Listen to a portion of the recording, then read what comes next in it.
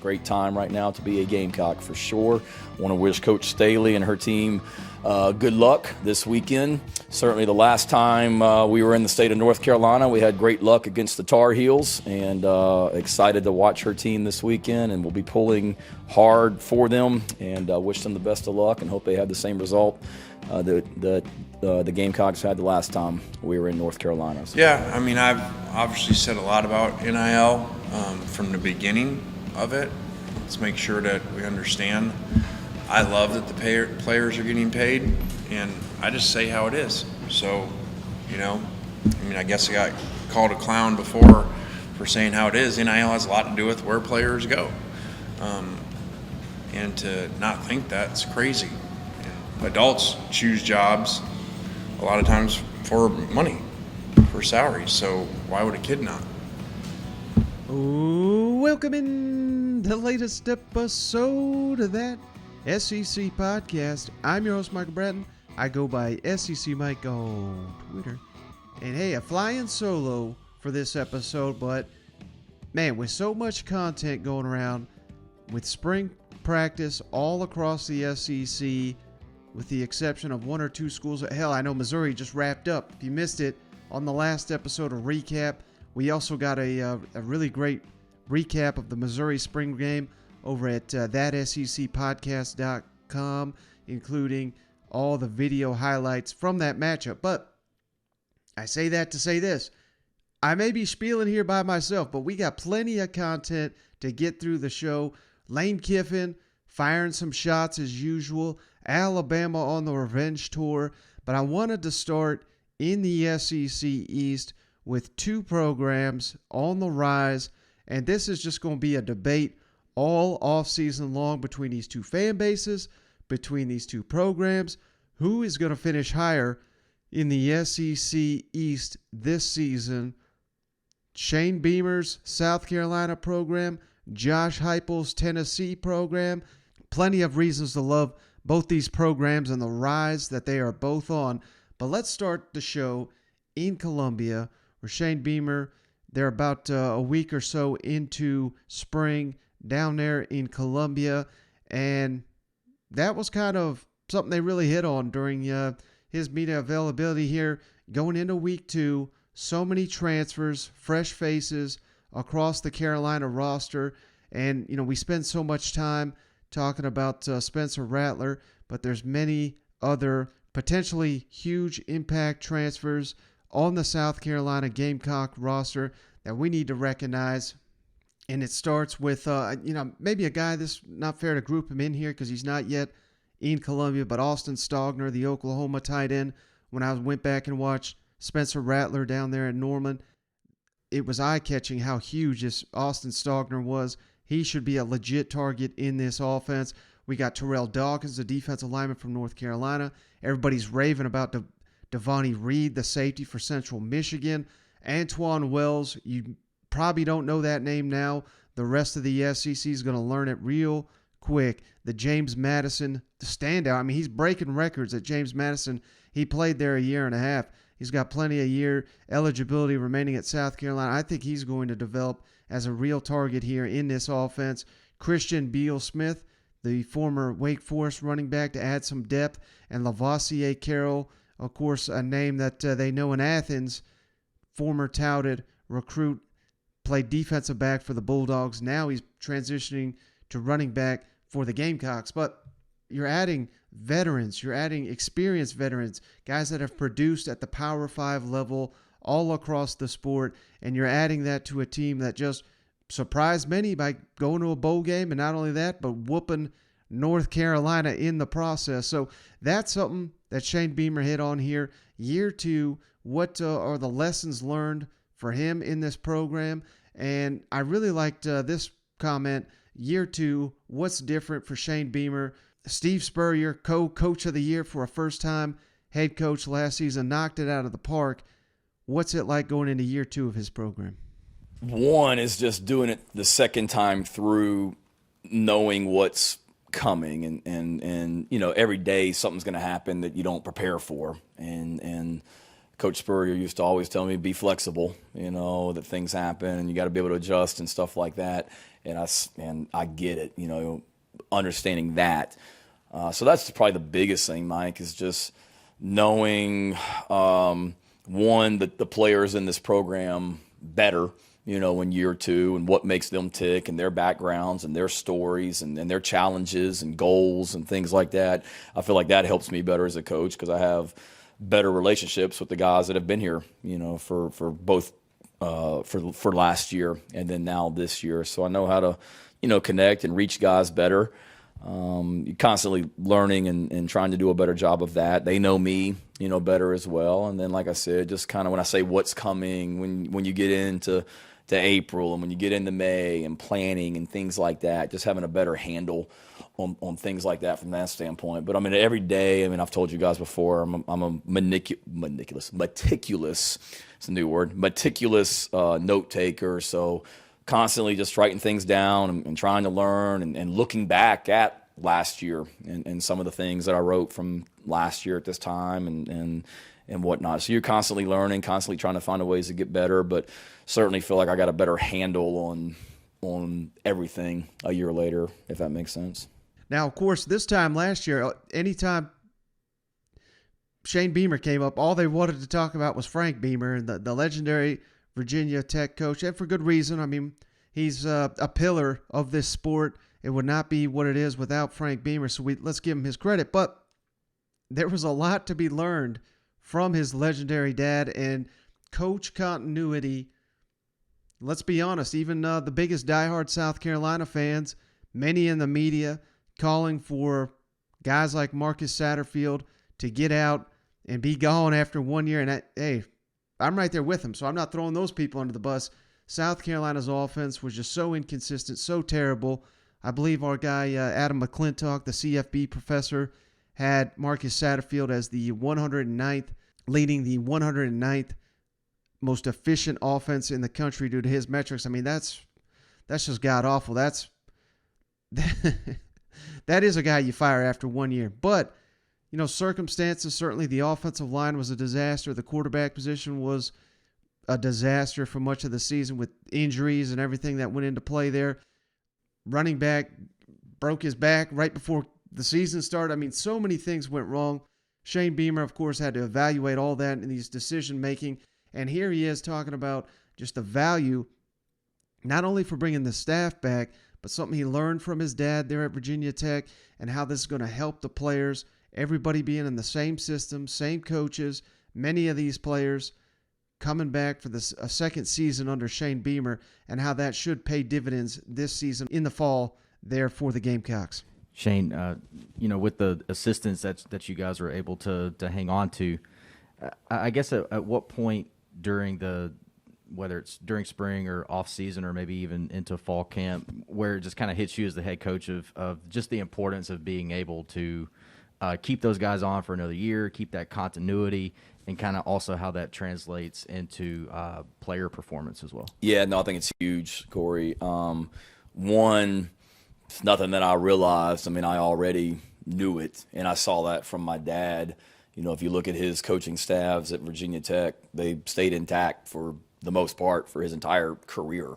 He had Bud Foster on his defensive staff from not even at Virginia Tech starting in 1987, but going back to 1981 at Murray State.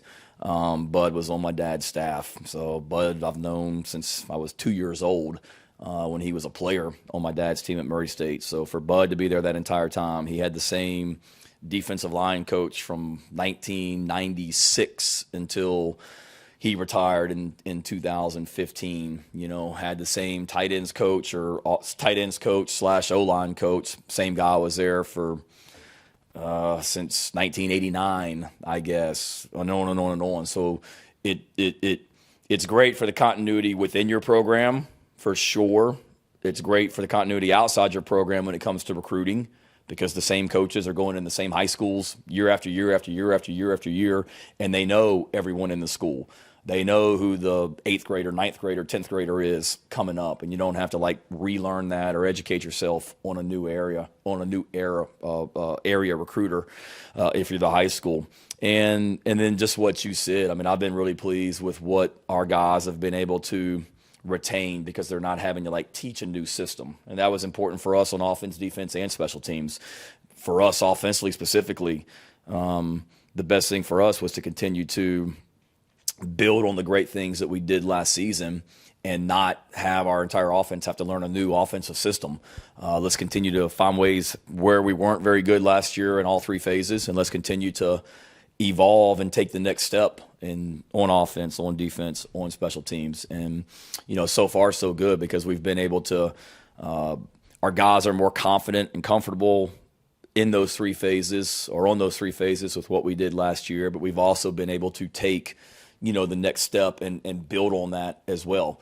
Offensively, the next step off some of the things that we did last season. Defensively, being able to, expand the package, take the next step in some of the things that we did, whether it be from a coverage standpoint or pressure standpoint or front techniques or whatnot. So it's huge and something that will always be important to me, just the continuity year in, year out. I mean, and again, I've said it before, you're always going to do what's best for the program and making sure you got the right people in the program.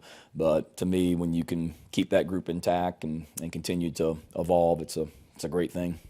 Now, with all this talk, I mean, expectations, right? I've said it myself. I think South Carolina hovering right around that number 25 in the country. I'm fine if they're not ranked in the preseason polls, but I won't argue with it. Anywhere from 20 to 25, given what we've seen year one and the fact that they have added a dynamic quarterback in Spencer Rattler who should change the game of that offense this fall in Columbia. But that's something Shane Beamer hit on, the fact that, that they may be getting some preseason buzz, but real quickly he puts that thing into perspective given who's on South Carolina's schedule this upcoming season.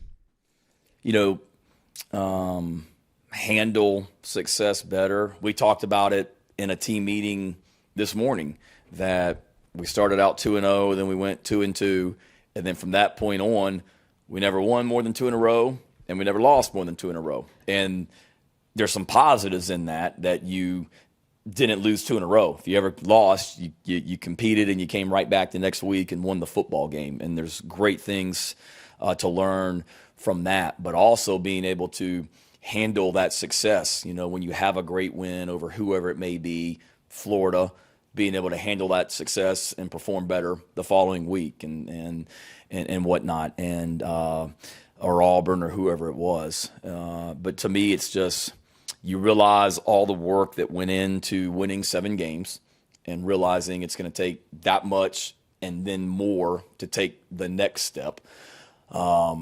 Everybody says to me, you're going to be a great, you may be preseason ranked and all this stuff. And I'm like, there's about 8 opponents that are going to be ranked ahead of us in the preseason as well. So let's keep this in perspective also, which is true. But I think it's just day to day right now, Ben, like I know everybody talks about the process and only worried about today, but it's true. Like, how good a day can we have today and just keep stacking good days? And we use the example with the team this morning. We see the word accountability and talk around here, and we talk about it a lot. And we hold our guys accountable in everything, whether the things they're expected to do down in nutrition with Kristen, to the weight room, to academics, to the training room, to the football part of it. And when you got 100+ guys in your program, it's hard. You expect it to, but it's hard to have every single person not have a single issue on any day. Something's going to happen, right? Whether you like it or not. An 18-year-old freshman that just got here forgets he's supposed to be somewhere, and you're here to help him. But yesterday, we didn't have a single, we call them strikes. We didn't have a single strike in anything, in any department that affects our football players, that our players deal with. We didn't have a single thing, which is awesome. So we talked about it this morning, being able to handle that success. We had a great practice on Saturday, and then we had a great day yesterday with no issues. Now we need to be able to take it to the practice field and have a great practice. And that's what we did. So to me, it's not handling success. It is handling success, but it's just really driving it down on the details and just trying to be great today. at what we do and then do it again tomorrow. So sorry, I know that's a long, extended answer, but got me geeked up on that one. So exactly. It all sounds great till you realize, oh my God, we got 8 teams ahead of us that are on the schedule. They're all ranked as well. And no doubt one of those teams is going to be Josh Heupel's Tennessee program, given how hot they got at the end of the season. I know they didn't win their bowl game like South Carolina did, but arguably, if you're a Tennessee fan, you could say they did win it because they were kind of robbed there at the end. But moving on from that, I mean, Tennessee fans, that's long in their rearview window because they got Hendon Hooker back, Cedric Tillman back, just signed a 5-star quarterback. I mean, the future is bright in Tennessee, no doubt. And much like the South Carolina Gamecocks, Tennessee being bolstered in a big, big way in the depth department this spring with 14 early enrollees returning to the program. Tennessee, they've tried to dabble a little bit in the transfer portal, not quite as successful as the Gamecocks, at least not yet. I look for Tennessee to continue to add to their roster, particularly in the defensive backfield, and they're dying to get an offensive tackle, but so is about everybody in college football. When there's an offensive tackle in the transfer portal, hell, we had a guy here from Vanderbilt. His name escapes me for the moment, but he jumped in the portal, and LSU, Alabama, Tennessee, damn near everybody in the country is after this guy. And last I checked, Vanderbilt, pretty terrible offensive line. Not calling this guy out because I'm sure he would be an upgrade, but that's just the state of offensive line play in the country right now. There's just not a ton of teams that are producing those players at an elite level, particularly at the offensive tackle position. And Tennessee's right there with it. With after Josh Heupel came in, Wanya Morris transferred out, and now they're still looking to replace. They're still Jameer Johnson also transferred out.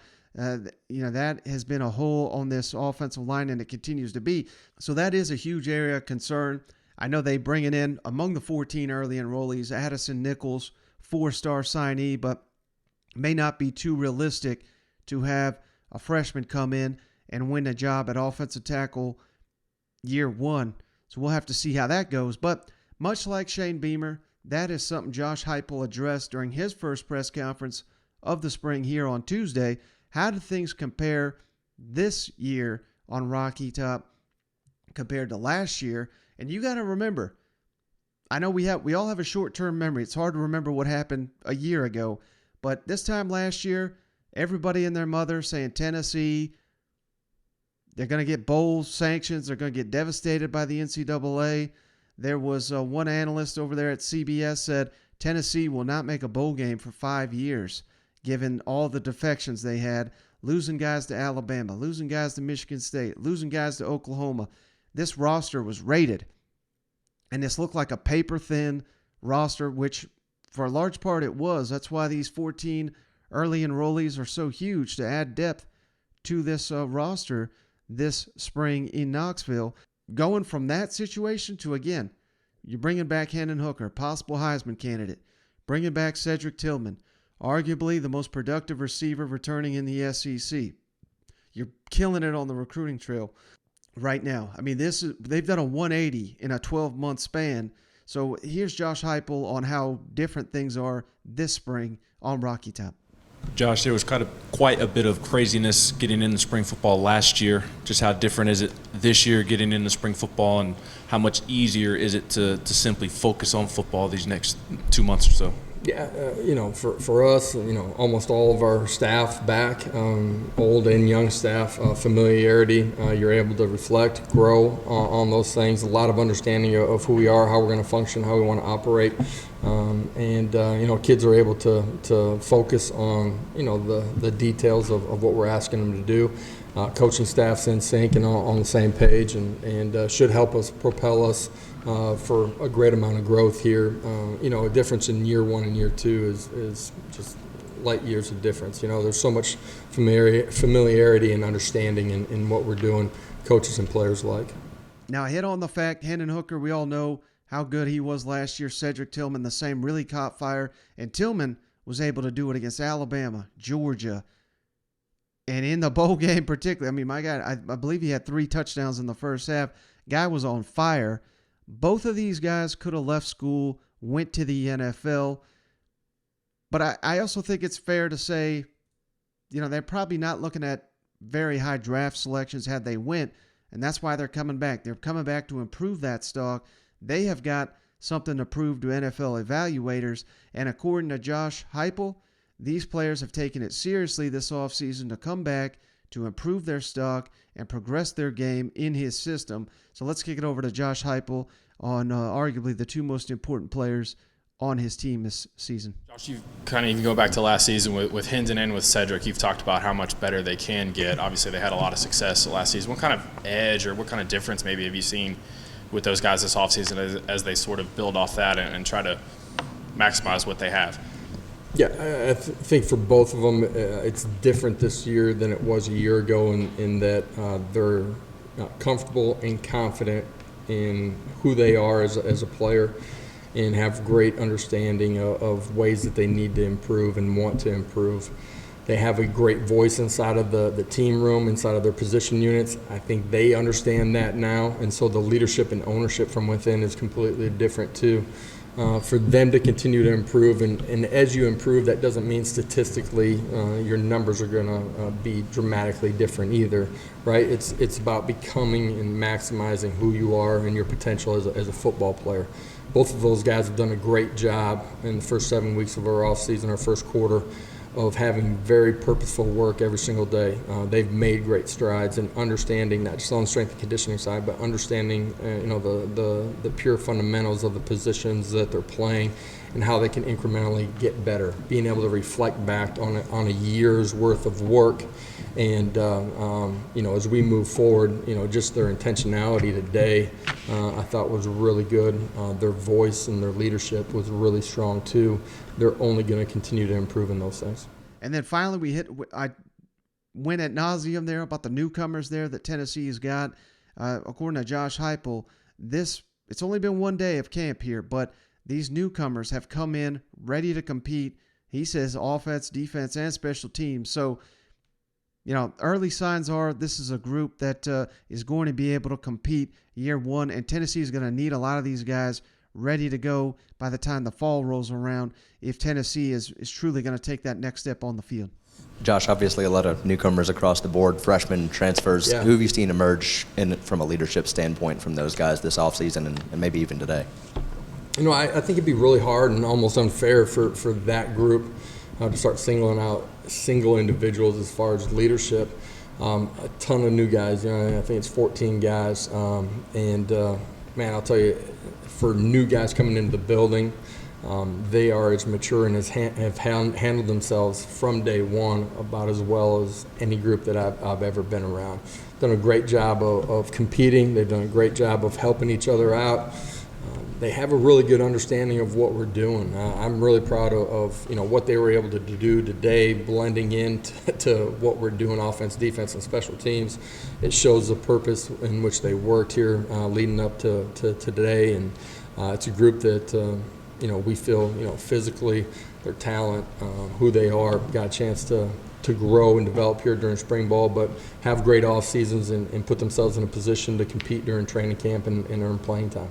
So again, the positive trade here, Columbia, Knoxville. I mean, these are 2 fan bases, 2 programs, eager to win, tired of being a laughing stock. Both of them turned the ship around last season.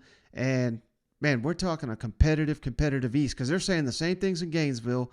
They're ready to be relevant again. Kentucky, I mean, I continue to say it. This could be the best team of the Mark Stoops era. And then, let's not forget the defending national champions in the division. We just saw Missouri, explosive players all across the board there in Columbia. This SEC East is going to be a damn gauntlet.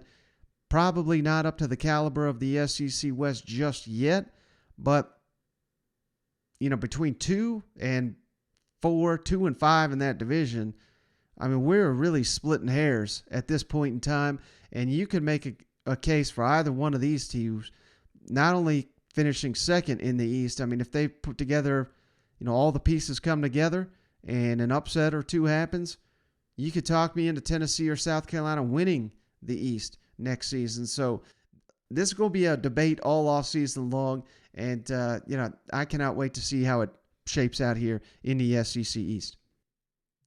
But jumping over to the other side of the conference, Alabama, they've been practicing here for about a week as well. Nick Saban kind of came out and gave a ho-hum. One of his pressers where he decides not to really say anything of substance. But thankfully, he's letting his players speak here, and they are saying more than he ever could. And, this is going to be the theme all offseason in Tuscaloosa, the revenge tour of the Crimson Tide. Will Anderson, the outstanding linebacker. You can make the case the best player in the country last season. He's back, eager to get that championship ring. Let's kick it over to Will Anderson, who sounds like he's going to be a man possessed this offseason in Tuscaloosa. You guys got leaders and playmakers at every level of the defense with you and Henry and Jordan. What's this defense capable of, you think? I think we're capable of being better than we were last year. I think towards the end we started to gel a little bit more, and I think we just want to roll that over in the spring. And I think that's one of the biggest things. Just keep gelling, keep molding together, everybody playing together, everybody playing fast and physical. Talk about the personality of this defense. What do you see from it forming already, and what's this team capable of? The personality of this defense is just to be mean, play fast, hit people in the mouth, stop the run, get them on third down situations so we can get off the field. And not to be outdone, as Alabama does. There were concerns when the transfer portal came about. The rich going to get richer. Certainly that's been the case. Alabama is selective in the transfer portal, but who do they go out and get? They get elite pieces that fit the culture of Nick Saban's program, bringing in Eli Ricks, an All-American in at corner, swiping him away from LSU, getting Jermaine Burton, who's got all the potential in the world to star in this offense from the Georgia Bulldogs. And Jahmyr Gibbs, the guy that I keep hyping up. There's a huge hole at the running back position. I know there's talent there. There always is in Tuscaloosa. But Jahmyr Gibbs could be bringing that dynamic pass-catching ability out of the backfield, something Alabama's not had for a little while, particularly last season. He gives them something in the return game. And Bryce Young hyping up what Jahmyr Gibbs is already bringing to Alabama's offense. I know it's early on, but Jahmyr Gibbs, you saw him some during bowl prep, and I'm sure you worked through the summer some with him. What have you seen from him? Yeah, Jahmyr's worked really hard. He's done a great job of coming in, and again, he's someone who has really taken to the offense really well. Someone who's done the little things right in our conditioning. Every week he was winning an award for being one of the top performers. Someone who came in and looked good and worked and ran well last week. So again, I'm super excited again now as we have these we're back to our normal spring schedule of every day. We're together, we're meeting, and we're practicing. So I'm excited to continue to work with him and to continue to see him be successful. So it's exciting for me as well. Do you have a relationship with Jermaine dating back to California? And then with a guy like that's coming into the program, do you kind of like throw extra? Do you have side sessions to kind of get him kind of acclimated faster? Yeah, Jermaine's someone that I knew before he transferred in. He was in California his last 2 years, and we've been same camps.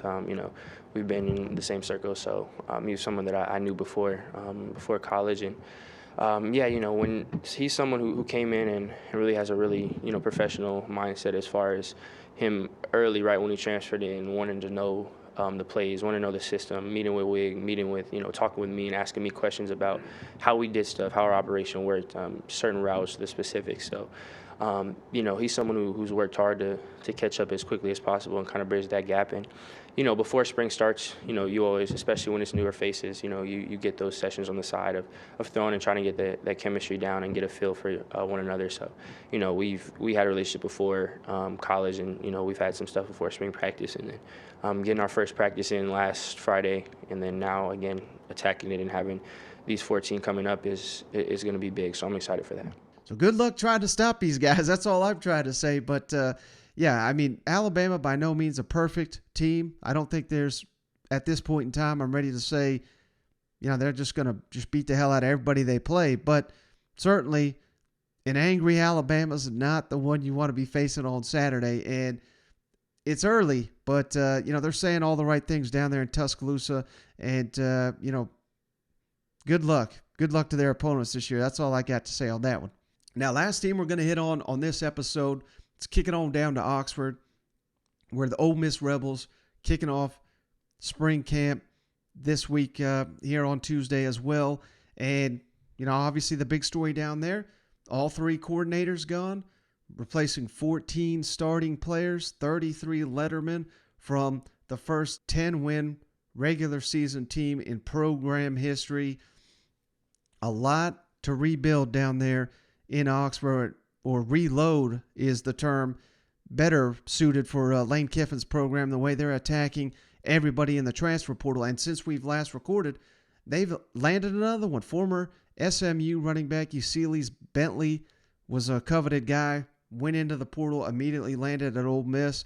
That's big because the Rebels lost their top 3 rushers and 4 of their top 5 from last season. Of course, they got Zach Evans from TCU. Now they got Bentley. They signed a really good player out of the high school ranks at the running back position. But it's going to be new faces all across the board for the Ole Miss Rebels. And that is something that Lane Kiffin talks about. The scheme, they're going to try to keep it the same. And why wouldn't you after coming off a 10-win season? You know what? Changes on the coaching staff as well. In terms of schematically and strategically, will you be much different on either side of the ball with different coaches over there? Not a whole lot. There'll be a lot of carryover, with defensively promoting from within, and Charlie on offense haven't been with us before, so I think that's really good for the players.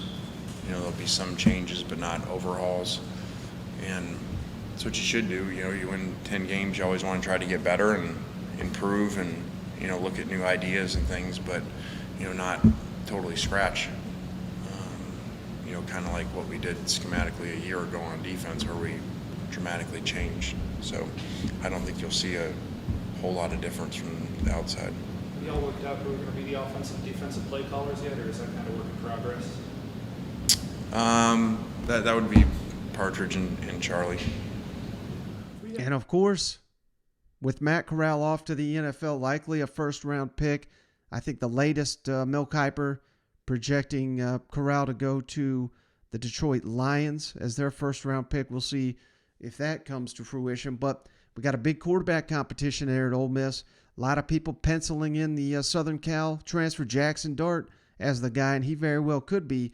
But we got Luke Altmaier, who played sparingly last year after Corral went down. We got Kincaid Dent. Here's Lane Kiffin on the latest of how this competition is breaking down as spring has started in Oxford. How would you describe the seemingly quarterback battle that is going to start this spring? All 3 guys will have a chance. We've been in a lot of these over the years, more than we'd like, actually. At one point, I don't know, 3, 4, 5, 6. I think there was 6 of 7 years in a row we had a new starter. Between, I think, last year at USC, Alabama, and FAU. And so we've been very used to this. We had not had a returning starter really maybe 1 year out of all of that. So we've been in this, and again, it can be good because it makes everybody better because there's competition. In an ideal world, does someone emerge in the spring where they're the kind of the leader in the summer, or is that overrated? Always in these things, it would be best for it to be early from a standpoint of the team and everybody knowing it, but we're never going to rush it. These things have gone forever. We ideally never want it to go into the season where they're playing. Just that's never ideal, but that's even happened once. So you got to try to make the right decision. And the more time, the more input, the more information. We don't have preseason games, so the more you can get, the better. So you need to be patient sometimes. And then last thing, Kiffin's never going to bite his tongue when you ask him about NIL. And the $8 million man was brought up in this presser as well.